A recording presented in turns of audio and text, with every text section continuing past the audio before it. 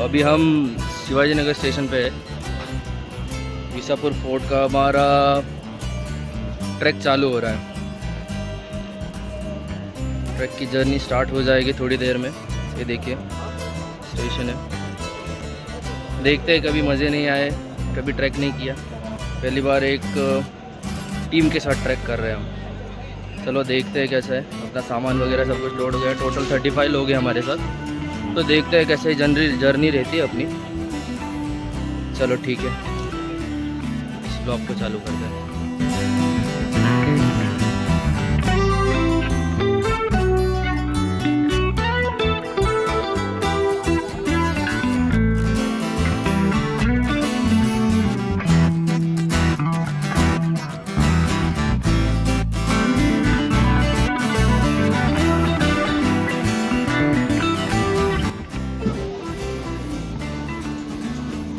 अभी हम पहुंच गए वैसे मड़ौली स्टेशन पे। अब हमने शिवाजी नगर से मड़ौली स्टेशन अभी पार कर लिया है। यहाँ से आगे जाएंगे बेस विलेज को और वहाँ से ट्रैक चालू होगा। अभी मेरे भाई ने थोड़ा मेरे लिए ये लाइट ले आया है, लैम्प नाइट वाला। हम ये पहन के ट्रैक करने वाले हैं। ये बाबा भी है अपने पास, हरिओम करते हुए। चलो ठीक है, आगे बढ़ते हैं और देखते हैं आगे।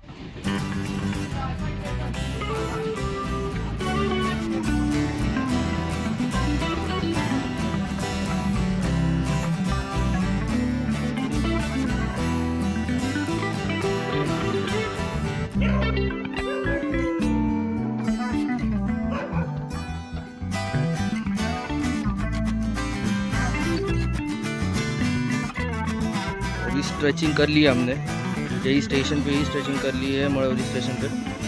और अभी देखते हैं, चलो आगे यहाँ से निकलेंगे। सारे ऑलमोस्ट 30-35 लोग हैं हमारे साथ अल्पाइन ट्रैकर्स के। तो हमें उन्हीं के साथ आया हूँ। लेट्स सी कैसा होता है, क्या होता है। चलो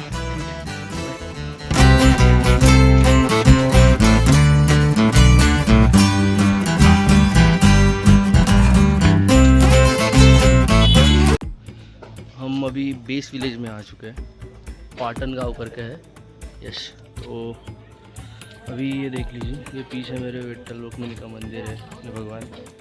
तो हम अभी यहाँ से आगे जाएंगे एंड इसके बाद अभी ट्रैक चालू होगा।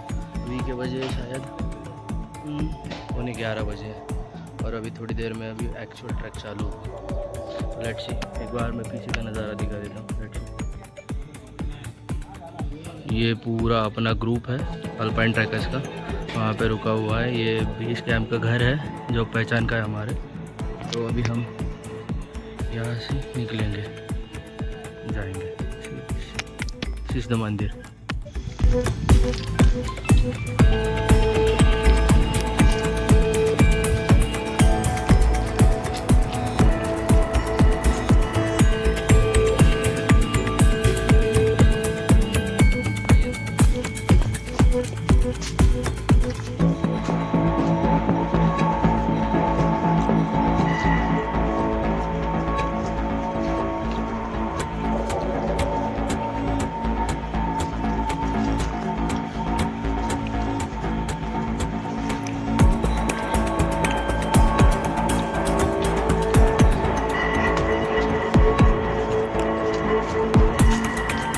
भयाड शांततेत असं चाललोय आपण ना।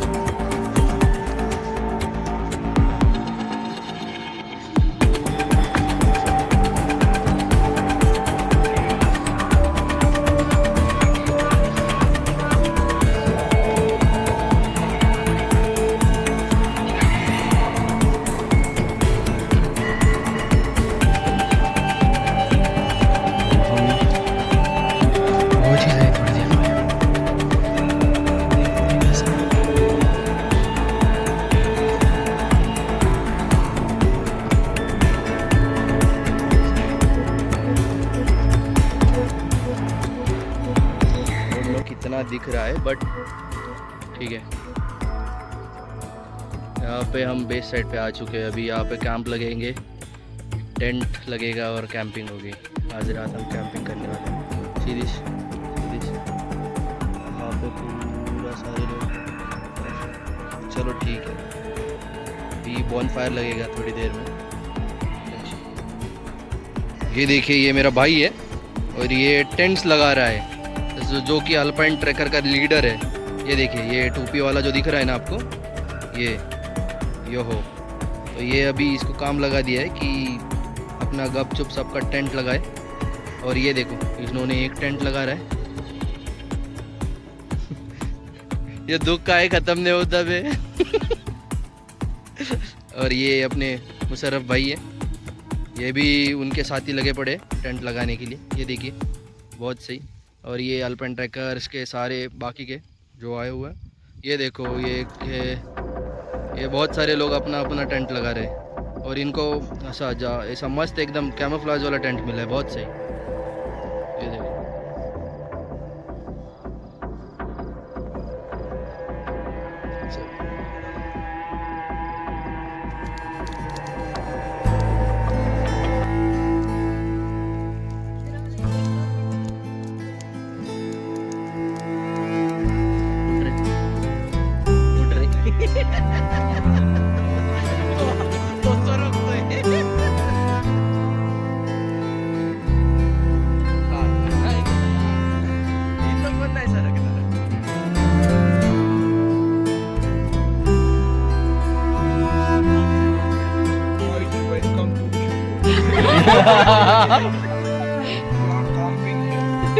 Comping.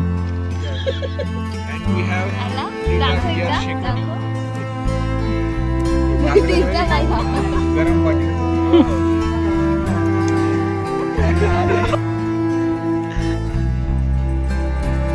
We need more लाकडं.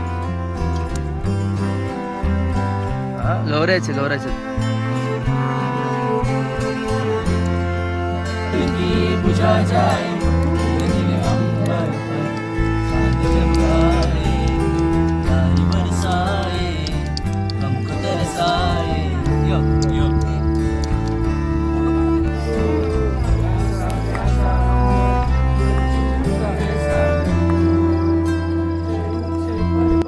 वाला अपनापन हो तुम, आंखों में आंखें डाल हंसने वाली बदमाशी हो तुम, और शर्मा कर नजरें हटा लेने वाली वो नजाकत भी तुम्हें। कैसे बताओ कौन हो तुम, मन मंच पर नाचने वाली अप्सरा हो तुम, ख्वाबों के स्वर्ग में हंसती परी हो तुम, और दिल के मंदिर में उतर गई वो रागिनी भी तुम्हें। कैसे बताओ कौन हो तुम, अपनों में रहकर भी याद जिसकी आए वो यारी हो तुम, जिसे हमेशा आबाद देखना चाहूँ वो नज़ारा हो तुम, और इस रूह में उतर गई वो मोहब्बत भी तुम्ही हो। सुन लो आखिर कौन हो तुम।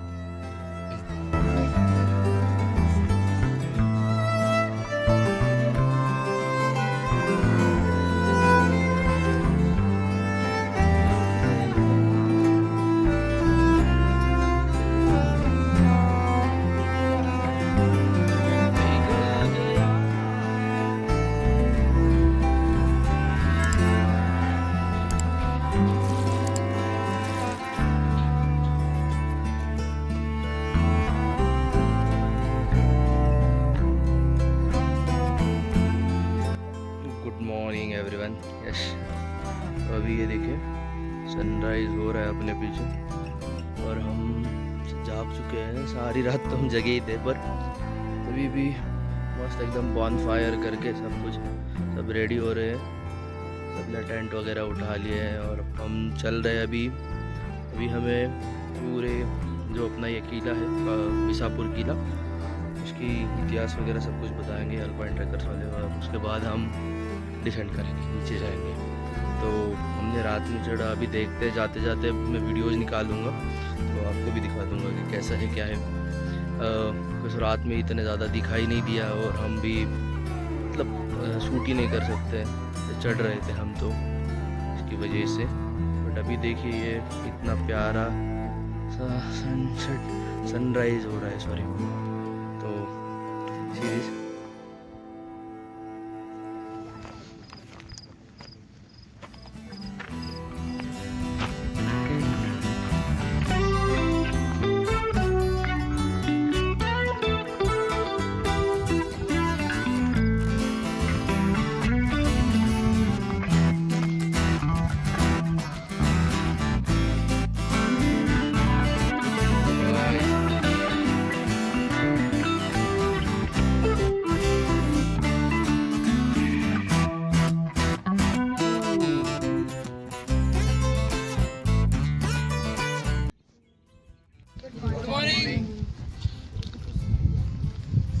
थोड़ा जोर से बोलिए।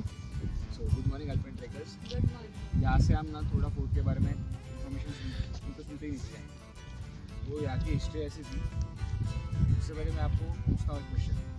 आप विसापुर फोर्ट आप लोग बोल दो, इसका असली नाम क्या बताओ? इसका असली नाम है संबलगढ़। और वहाँ जो सामने आपको दिख रहा है ये लोहगढ़।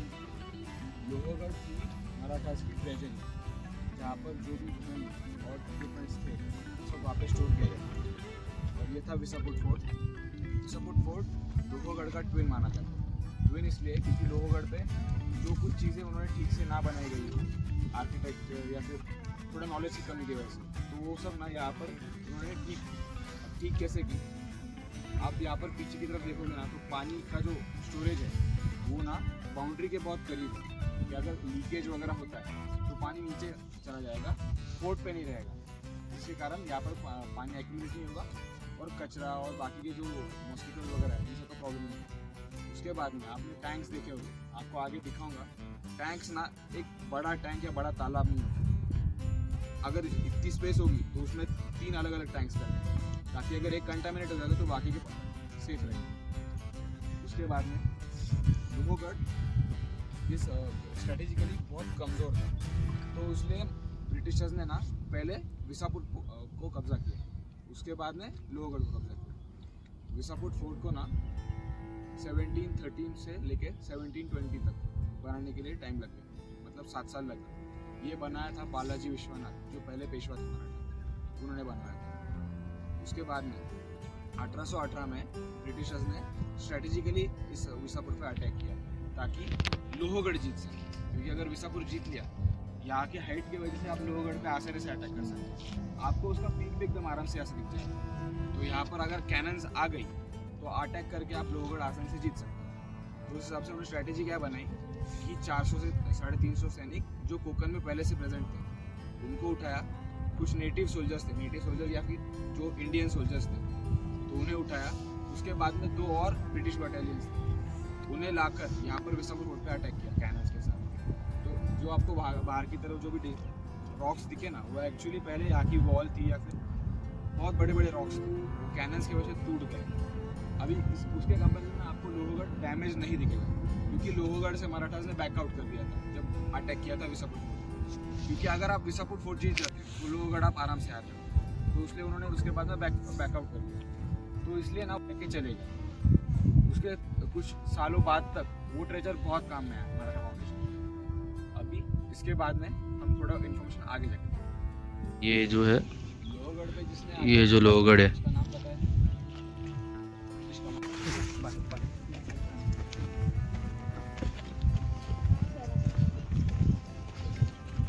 किसी के पास आंसर है? तो ना ये बात नहीं है, यहाँ पे ये पूरा आप कह सकते हो जकूजी टाइप का। तो ना यहाँ पे पहले वॉशरूम्स है, यहाँ पे आपको अगर दिख रहा होगा। और यहाँ पे पाइपलाइन सिस्टम भी था पहले, जो हम ड्रेनेज सिस्टम कहते हैं ना, वो भी पहले शिवाजी महाराज के टाइम पे था। उसके बाद में जो भी गंदगी थी ना वो फोर्ट पे नहीं रहती थी, सीधा वहाँ से नीचे चली जाएगी। फोर्ट पे कुछ भी जो भी रोगराई रहती है वो नहीं रहेगी, वो सब नीचे चला जाएगा। तो सबसे पहले अगर सुबह हम कहाँ आते तो यहाँ आते।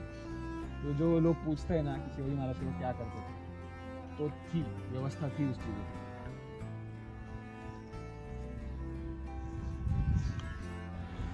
तो ये है पानी का स्टोरेज। मैंने जैसे आपको कहा कि एक पूरा बड़ा कंटेनर नहीं बनाया जाता था, उसे डिवाइड किया जाता था। अब यहाँ पे बीच में भी दीवार थी लेकिन वो टूट गई है। उस तरफ एक कंटेनर है, इस तरफ 2 कंटेनर थे, उस तरफ 2 कंटेनर थे। यहाँ पे डिपोजिशन की वजह से वो भर गया है कीचड़ से और मिट्टी से, इसलिए आपको दिखेगा। उसके बाद में उस तरफ जो आपको थोड़े रूइंस दिख रहे हैं, उस तरफ आर्मरी थी जहाँ पर ना गोला बारूद स्टोर किया जाता था। अब वो भी दीवार के पास में क्यों? अगर बाय चांस वहाँ पे कोई फायर का हादसा हो जाता है तो जल का जो भी डिस्ट्रक्शन होगा बाहर की तरफ होगा, अंदर की तरफ कोई डिस्ट्रक्शन नहीं होगा, इसलिए उसे बाहर की तरफ रखा गया। और वहीं से जो कैनन्स थी वो फोर्ट के दीवार के पास नहीं रहती थी, तो वहीं से जल्दी से हमें पहुँचा दिया जाता है। जो भी हमारा वेपन्स था, गन पाउडर था, वो सब वहाँ पे पहुँचा दिया जाता था। तो इसलिए इसे भी फोर्ट के एज पर रखा गया। अंदर अगर आप कुछ देखोगे ना तो अंदर आपको स्पेशियस दिखेगा, लेकिन बाहर की तरफ से बहुत सी चीजें रखी गई। आगे तो आपको यहाँ से जो दीवार दिख रही है किले की, वो सिंपली ना ऐसे जो हमारे आपके घर के कंस्ट्रक्शन होते हैं ब्रिक के ऊपर ब्रिक कर रखे, वैसे नहीं बनाए गए। यहाँ पे ना इंटरलॉकिंग पैटर्न यूज़ किया गया है कि अगर एक पत्थर गिरता है ना तो दूसरा भी गिर जाएगा, लेकिन अगर दोनों एक के ऊपर एक रखे हुए हैं तो बाकी की दीवार बहुत पक्की रहती है। इसके साथ में जो सीमेंटिंग के लिए जो चीज़ें यूज़ की गई है उसमें ना हनी आता है, उसके बाद में चूना आता है, चूना के बाद उड़द की दाल आती है, उसके बाद में शुगर केन से बनाए जाने के बाद में जैगरी तैयार होता है जिसे हम गुड़ कहते हैं। गुड़ को इस्तेमाल किया जाता है और दो अलग चीज़ें थी, इनका मिक्सचर करके वो एक सीमेंट जैसा तैयार हो जाता है और उसी से दीवारें बनाई। तो और वो जो सीमेंटिंग के लिए यूज़ किया जाता था मटेरियल, वो आज के सीमेंट से भी ज़्यादा ताकतवर है। आज का सीमेंट कमर्शियली बहुत सस्ता है, इसलिए वो यूज़ किया जाता है। अभी आपको दीवार के ऊपर के साइड दीवार वहाँ पे चलने के लिए जगह है, लेकिन उसी के साइड में ना आपको थोड़े से रेक्टेंगुलर गैप्स दिखेंगे। तो एक्चुअली ना वो 45 डिग्री तक नीचे टर्न है उनका एंगल। अगर नीचे से कोई इंसान देखेगा ना ऊपर की तरफ तो उसे वो होल्स नहीं दिखाई देंगे, लेकिन ऊपर से जो भी हमारे मावड़ास थे वो आराम से तीर चला सकते थे, ऊपर से ऑयल फेंक सकते थे। एक और बात, वहाँ से अगर आप पत्थर भी फेंकोगे ना तो वो भी बहुत इफेक्टिवली डैमेज कर सकते हैं। इस सबसे इनका स्ट्रक्चर बनाया है, लेकिन अभी हम वहाँ पे उसके ऊपर नहीं जाएंगे क्योंकि वो बहुत कच्चा हो गया है और वहाँ पे थोड़ा लैंडस्लाइड और अटैक्स की वजह से कमज़ोर हो गई है, तो शायद से वो नीचे गिर सकती है। अगर हम आओ तो हम रिस्क नहीं लेंगे, आगे की तरफ रूइंस देखेंगे।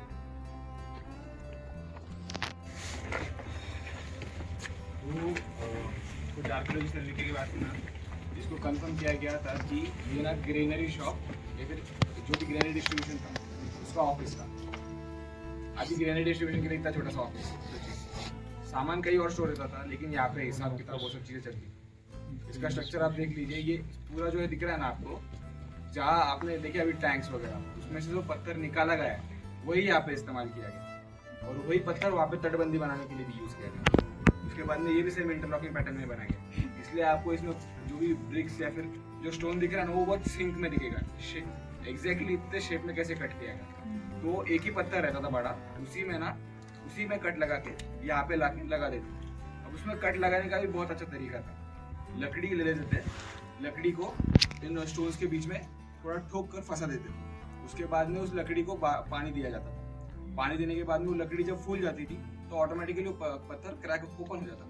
उसके बाद में उसे यहाँ पे लेके आ जाएगा। अगर आप फोर्सफुली किसी चीज़ को ब्रेक करोगे ना तो शायद से एक्सपेक्टेड तरीके से ना टूटे, लेकिन अगर आप उसे स्ट्रेटेजिकली तोड़ने जाओगे ना तो आराम से टूट जाएगा।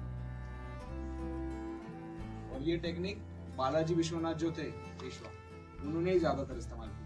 पहले के जो आप कंस्ट्रक्शन देखोगे ना वो इतने सुडौल नहीं थे, लेकिन जब बाद में उन्होंने टेक ओवर किया तो उन्होंने ये स्ट्रक्चर में बहुत इफेक्टिवली चेंजेस किए। अब आपको यहाँ पर साइड में जो गैप दिख रहे हैं ना, यहाँ पे एक वुडन पिलर रहता है, दो वुडन पिलर्स, उसके ऊपर से एक और वुडन पिलर। अब ये नॉर्मल स्ट्रक्चर हो गया सपोर्टिंग पे, ऊपर से भी स्टोन ब्रिक्स और ब्रिक्स के प्लेट्स रहते थे, जिन्हें हम ना कौल कहते हैं मराठी में, तो वो ऊपर लगाए जाते थे। ताड़पत्री भी लगाई जाती है। अब वो ऊपर का स्ट्रक्चर अलग, और यहाँ पे जो आपको ये दिख रहा है बेसिक स्ट्रक्चर, इसके ऊपर से लकड़ियाँ रहती है, मतलब डबल लेयर का प्रोटेक्शन रहता है। आगे की तरफ भी वो एक ऑफिस है, लेकिन उसका कंफर्म नहीं है कि वो किस चीज़ का ऑफिस है। वो भी ऑफिस ही है, वो कोई ऐसा राजवाड़ा वगैरह नहीं है, लेकिन वो बहुत खराब हो गया तो उसके अंदर हम जा नहीं सकते। अगर गए तो उसको भी गिर जाएगा नीचे।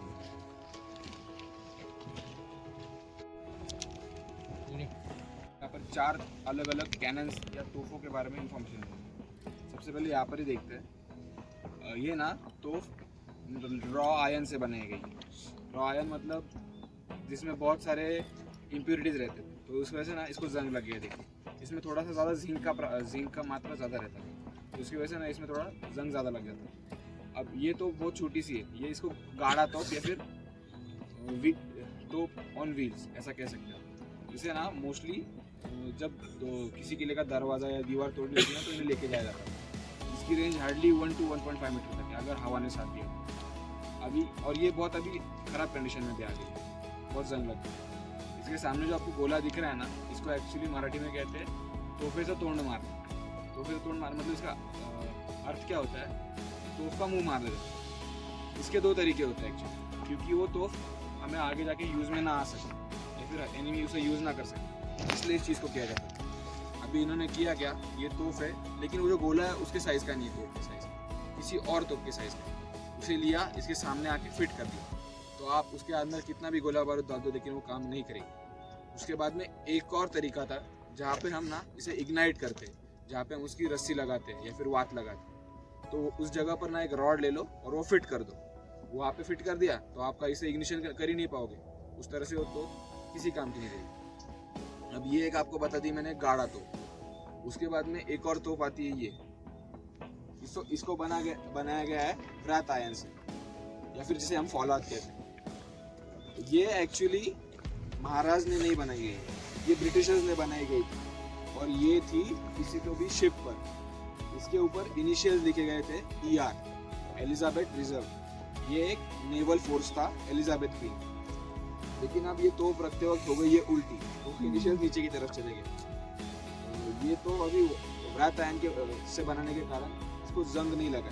उसे व्राथ आयन से बनाने का कारण ही ऐसा था कि उसे जंग ना लगे, क्योंकि वो शिप्स पे रहने वाली है, तो उसे बादल, बारिश, पानी ये सब लगने वाला था। इस तोप की रेंज 6 किलोमीटर तक है।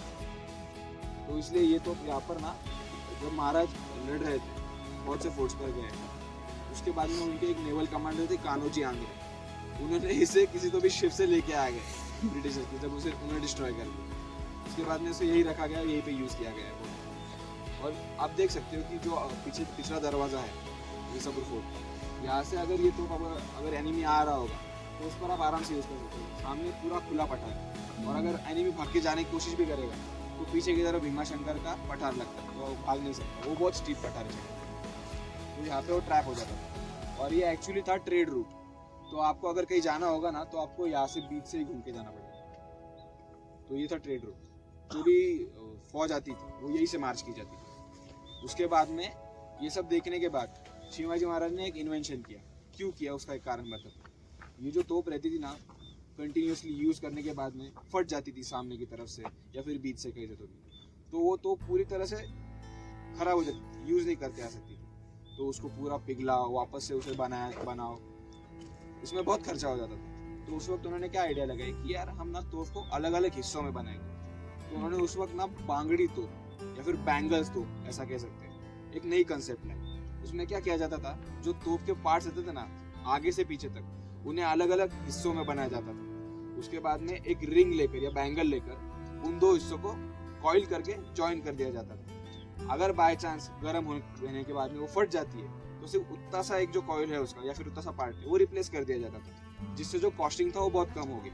अब ये था शिवाजी महाराज का इन्वेंशन। तोप बनाने के अंदर भी दो तरीके आते हैं। एक आता है स्टेंसिल से बनाने का, जो ये जो तोप है ये स्टेंसिल से बनाई गई, ये जो तोप है ये स्टेंसिल से बनाई गई। मतलब पहले आप उसका एक साँचा बना लो, उसके अंदर लोहा डाल दो, बन गई तोप। ये एक्चुअली कार्व की गई तोप है। एक पूरा पिलर रहता है लोहे का, उसके अंदर कार्विंग कर करके इस तोप को बनाया गया। तो ये उस वजह से बहुत मजबूत थी और उसकी कैपेसिटी भी बहुत ज़्यादा। आपको अगर गाड़ा बोल रहा बांगड़ी तोप अगर देखनी होगी ना, तो पुणे में रास्तापेट के पास में तानाजी चौक है, तो वहाँ पे वो तोप डिस्प्ले के लिए रखी गई, तो आप वहाँ पे देख सकते हो। अगर इंटरनेट पे देखना तो इंटरनेट पे भी आपको मिल जाएगा। अब हम डिसेंड करेंगे, नीचे आपको स्टेयरकेस के बारे में भी थोड़ी इन्फॉर्मेशन देगा, और वहाँ पे जो हनुमान मंदिर है उसके बारे में थोड़ी इन्फॉर्मेशन।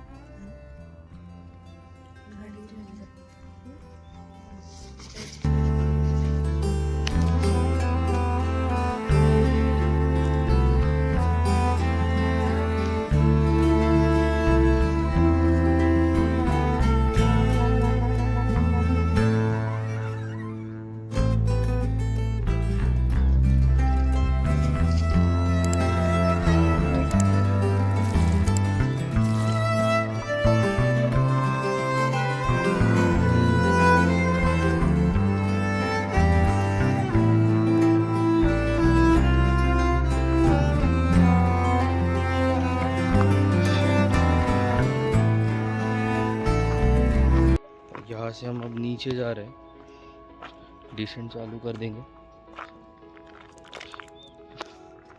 टीम तो आगे जा चुकी है, अब हम भी जा रहे हैं पीछे। देखा तोहफों के बारे में थोड़ा सा जाना। पीछे दिख रहा है ये पूरा पठार है। देखिए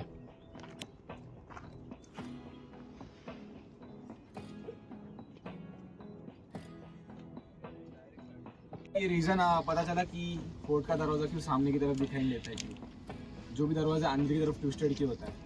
अगर आप कोई भी फोर्ट का दरवाज़ा देख लेते हो तो वो फोर्ट आप जीत जाते हो, ऐसा समझ लो। क्योंकि अगर फोर्ट का दरवाज़ा दिख गया तो आपको पता है कि यार ये मेरा टारगेट है, आपको इसे डिस्ट्रॉय करना है। जब तक आपको फोर्ट का दरवाज़ा दिख नहीं रहा है तब तक आप कन्फ्यूजन में रहोगे। और इसी वजह से बहुत से अटैक्स है ना 70% ऑफ द टाइम डिले हो जाते थे। तो ये रीज़न था कि जो भी फोर्ट के दरवाजे थे ना ट्विस्टेड रहते थे या फिर घुमा के पीछे की तरफ लाए जाते थे।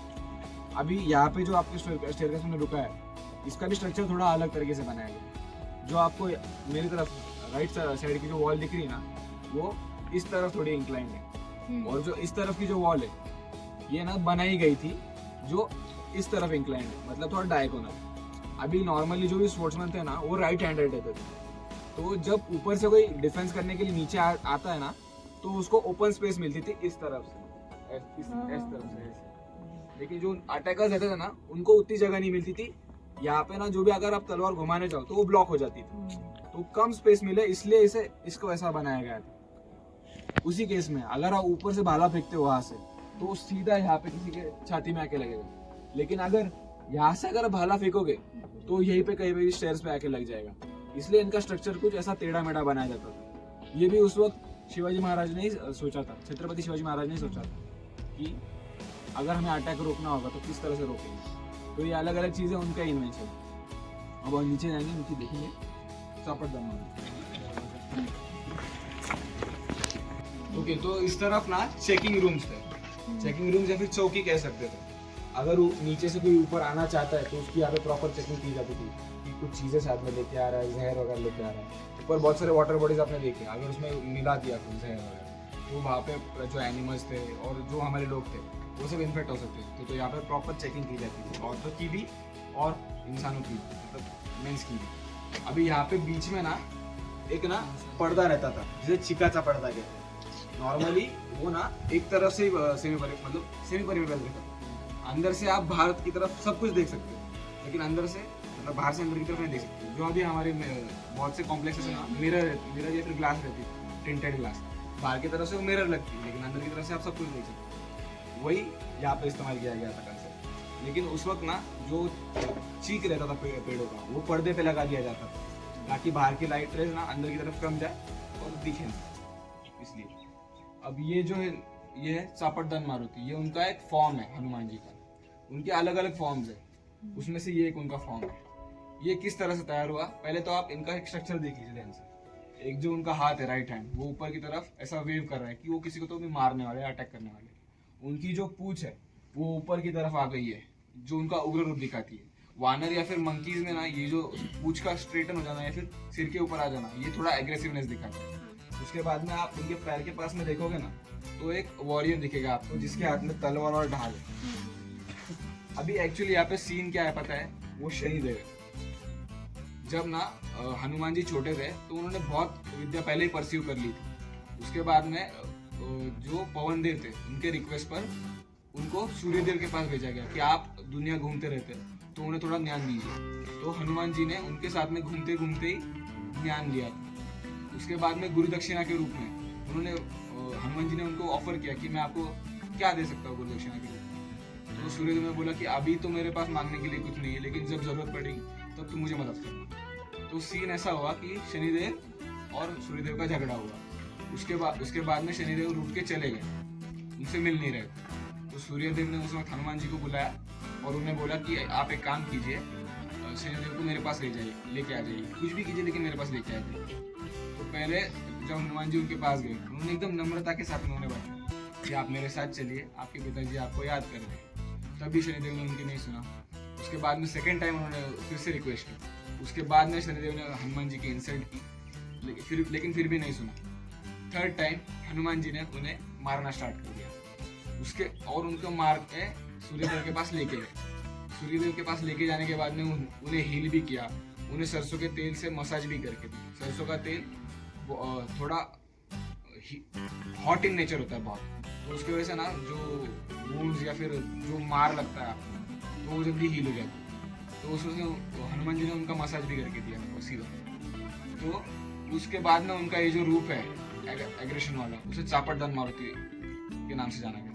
अभी ये जो आपको आइडल दिखा, ये फोर्ट के स्टार्टिंग में या फिर डोर के पास में क्यों है? तो जब भी मावला लड़ाई करने जाते थे ना, वो वॉर के लिए ना हमें रेज चाहिए रहता था। आपने कोई वॉर ऐसा देखा एकदम साइलेंटली सिर्फ तलवारें चली नहीं रहता, वो रेज चाहिए। तो दोनों तरफ से वॉर कराए जाते हैं, हर हर महादेव, जय शिवराय। तो ये सब जो वॉर कराया जाता था ना, वो पावर या फिर रेज देते थे। तो सेम जब हनुमान जी की हम पूजा करते हैं ना, तो वो रेज आता है, क्योंकि हनुमान जी स्ट्रेंथ के देवता है। तो इसलिए उनकी पूजा की जाती थी और फिर मावला नीचे जाते थे ताकि उन्हें मोटिवेशन मिल सके। अभी यहाँ पर हमारा वेसापुर फोर्ट कंप्लीट होता है एक्सप्लोरेशन। अब इसके बाद में हम सीधा बेस विलेज में जाएंगे, ब्रेकफास्ट करेंगे, अब ब्रंच करेंगे और उसके बाद सीधा घर।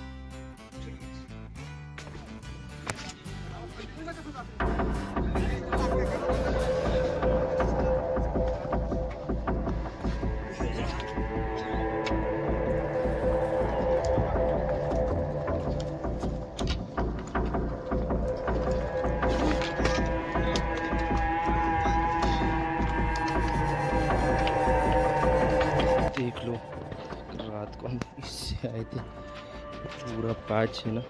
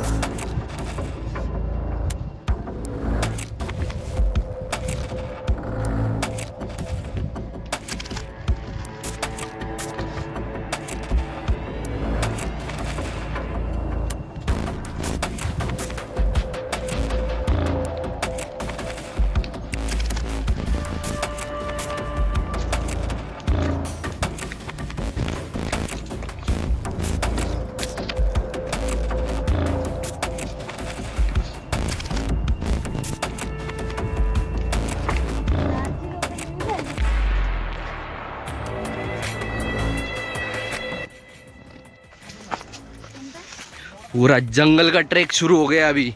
ये देखो, रात में हम यहाँ से आए थे। ये हमारे कुछ अल्पाइन ट्रैकर्स के जो ट्रैक बडीज है, वो फोटोज और वीडियोस निकालते हुए, थोड़ा सा स्वैग दिखाते हुए, ये देखिए, ये कैनोपीज, पूरा ऐसा जंगल के रास्ते से हम जा रहे हैं। देखिए पूरा जंगल है, उसके बीच में से एक छोटी सी जगह है, वहाँ से जा रहे हैं हम। रात में हम यहाँ से आए थे, पता ही नहीं चला कुछ भी।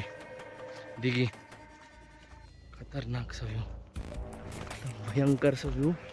तो बीच पूरा पूरा जंगल।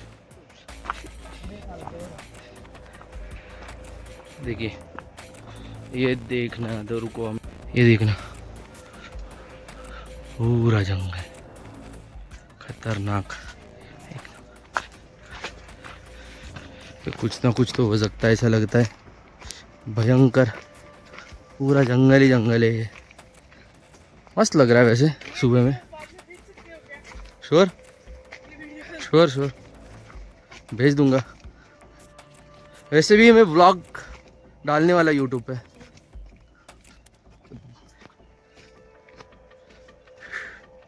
सही पूरा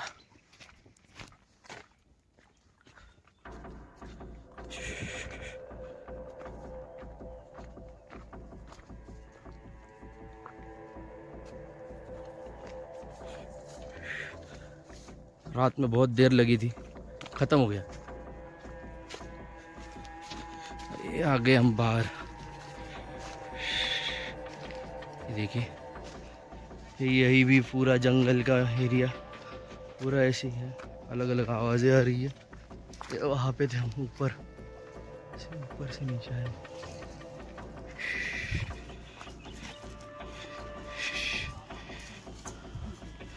भूल गए क्या? हाँ, दूसरे रास्ते चले गए।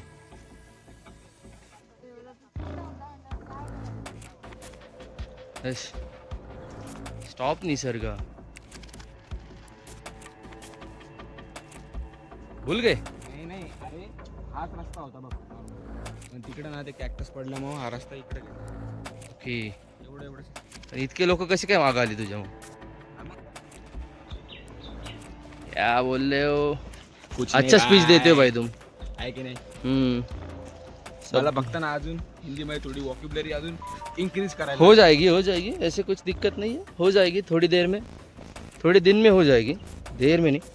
आपण कैसे अभी वो बच्ची मॅट केलाय. नहीं ऐसी हिंदी बोलने से तो अच्छा मराठी बोल लो भाई आप.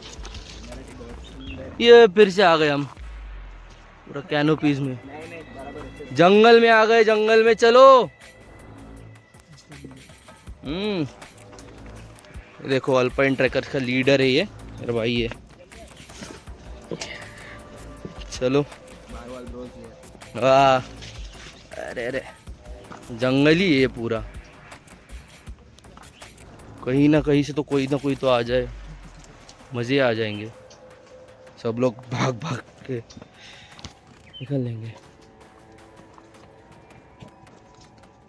ये देखो मैं आगे का नज़ारा दिखाता हूँ आपको. सालों पूरा बाजू में पूरा जंगल ही जंगल. अभी के लिए तो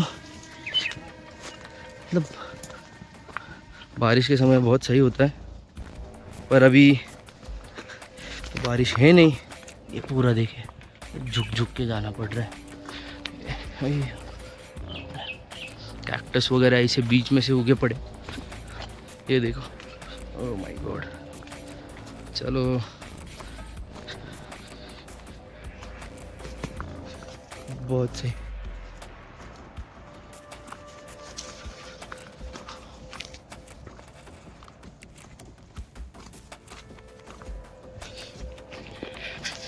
नागोबा काकाने नकली शेरवानी बसला तो घोड्यावर.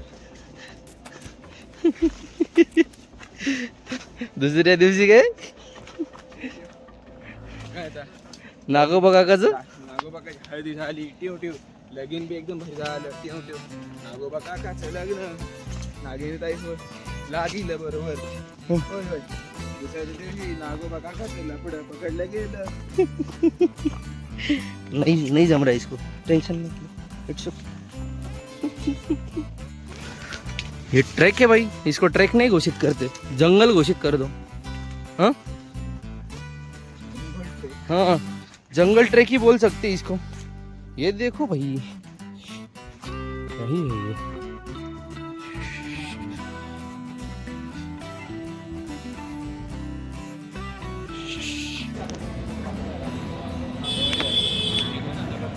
अभी अपना तो नाश्ता हो गया है. अभी देखते यहाँ से, अभी हम नीचे पहुँच गए, उसके बाद सीधा हम यहाँ पे आ गए और मिसल पाव खाने के बाद अभी निकल रहे. अभी 10-10 की लोकल है हमारी और हम फिर से जाएंगे शिवाजी नगर, वहाँ से सीधा घर. तो चलो मिलते हैं अगले ब्लॉग में. ठीक है, बाय बाय.